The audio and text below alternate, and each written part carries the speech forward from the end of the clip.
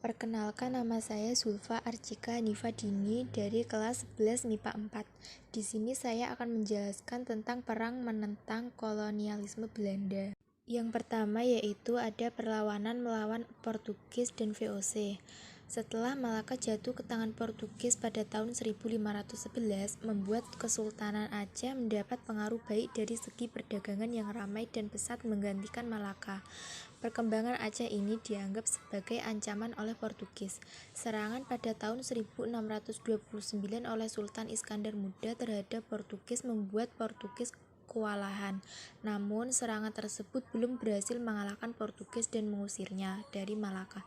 Bentrokan antara Portugis dan Aceh ini terus-menerus dilakukan, namun Portugis tidak berhasil menguasai Aceh, dan Aceh juga tidak bisa mengusir Portugis dari Malaka. Akhirnya, pertempuran Aceh dengan Portugis ini diakhiri ketika datangnya VOC di Indonesia. Yang kedua ada perlawanan rakyat Banten. Pada tahun 1651, Sultan Ageng Tirtayasa naik tahta di kerajaan Banten. Ia seorang raja yang tegas melawan VOC. Pada zaman pemerintahannya terjadi 3 kali perang dalam melawan VOC. Selain itu, Sultan Ageng Tirtayasa juga berusaha menghidupkan kembali perdagangan di Banten. Pada tahun 1659, perlawanan rakyat Banten mengalami kegagalan. Hal ini ditandai oleh keberhasilan Belanda dalam memaksa Sultan Ageng Tirtayasa untuk mendatangani perjanjian monopoli perdagangan. Yang ketiga yaitu ada perlawanan orang-orang Tionghoa di Batavia. Sejak masa pemerintahan J.P. Coen, VOC membuka lebar-lebar Batavia untuk orang Tionghoa. VOC berharap agar aktivitas perdagangan yang dijalankan orang-orang yang mulai dapat menambah pemasukan. J.P. Coen sangat menghargai bangsa Tionghoa dan memberikan perlindungan terhadap kesewenang-wenangan bangsa barat lainnya. Untuk membatasi banyaknya populasi Tionghoa di Batavia, pada tanggal 21 Mei 1690, pemerintah melakukan pembatasan orang Tionghoa yang menetap di Batavia harus mengurus izin bermukim. Banyak warga Tionghoa yang dapat melarikan diri keluar kota. Mereka membentuk gerombolan untuk melakukan perlawanan terhadap VOC di Batavia. Pada tahun 1740 terjadi kebakaran di Batavia yang oleh VOC ditafsirkan sebagai gerakan pemberontakan orang-orang di Tionghoa. Perlawanan Raden Mas Said Mangkunegoro I. Pada tahun 1742 terjadi pemberontakan oleh orang-orang Tionghoa di Mataram yang kemudian dikenal dengan sebutan Geger Pecinan. Pemberontakan ini dipimpin oleh R.M. Garendi alias Sunan Kuning.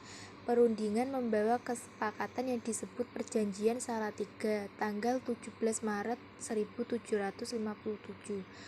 Perjanjian tersebut inti isinya menyepakati bahwa R.M. Said diangkat sebagai Adipati Miji atau Mandiri yang bergelar Kanjeng Pangeran Adipati Arya Hamengkunegoro. Selanjutnya yaitu ada perlawanan rakyat Makassar. Kerajaan Goa merupakan salah satu kerajaan yang sangat terkenal di Nusantara. Pusat pemerintahannya berada di Sumba Opu yang sekaligus menjadi pelabuhan kerajaan Goa.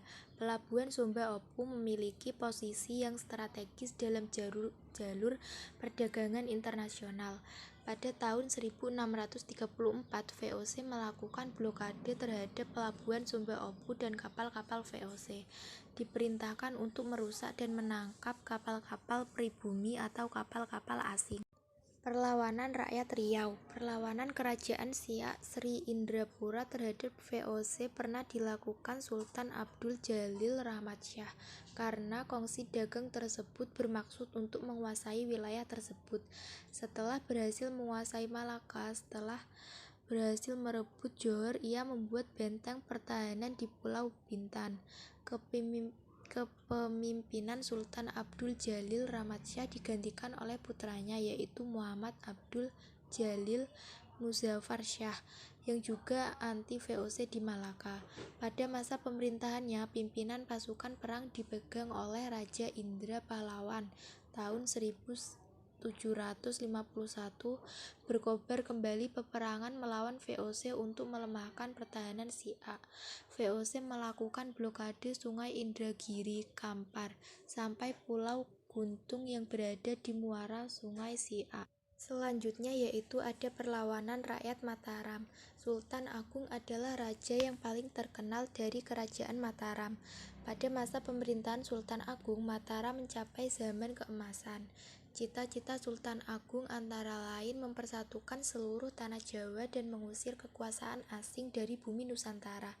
Sultan Agung menyerang Batavia sebanyak 2 kali. Sekalipun usaha untuk menghancurkan VOC di Batavia 2 kali gagal, tetapi sikap Sultan Agung tidak pernah kompromi terhadap VOC. Pada tahun 1645 Sultan Agung wafat. Ia digantikan oleh putranya yang bergelar Amangkurat I.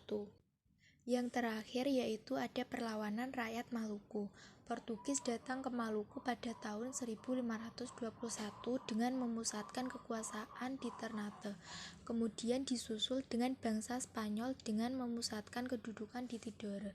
Pada tahun 1529 terjadi perang antara Tidore dan Portugis. Akhirnya Portugis mendapatkan kemenangan dan setelah itu sikap bangsa Portugis dengan rakyat Maluku menjadi kasar dan sombong serta melakukan monopoli perdagangan. Ditambah dengan adanya perjanjian Saragossa yang membuat kedudukan Portugis makin kuat di Maluku tanpa gangguan dari Spanyol.